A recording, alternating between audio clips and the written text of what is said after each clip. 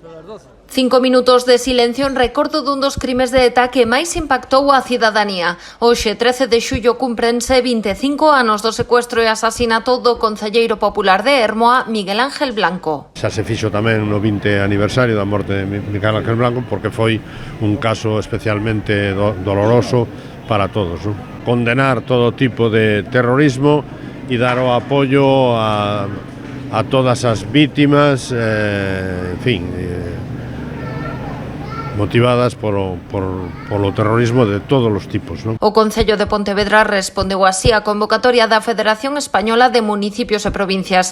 Unha representación dos concelleiros da corporación participou no acto, ao que se sumaron varios deputados da Deputación de Pontevedra. Lembrar que hubo un pasado onde as cousas foron moito máis difíciles do que son agora e tamén recordar que afortunadamente ese pasado xa forma parte da nosa historia, que o temos superado.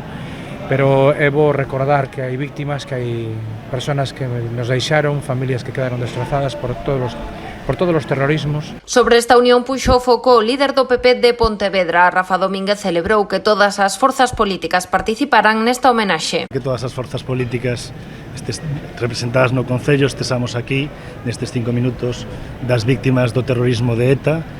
Penso que é un momento moi importante. A unidade contra o terrorismo debe ser fundamental, sobre todo nun momento en que se está tratando de reescribir a historia entre o Partido Socialista e Bildu. Penso que debemos ter memoria e recordar a todas as víctimas do terrorismo, especialmente as de ETA. Senxenxo, Poio, Vilagarcía e Cambados foron outros dos municipios que tamén secundaron a convocatoria da Federación.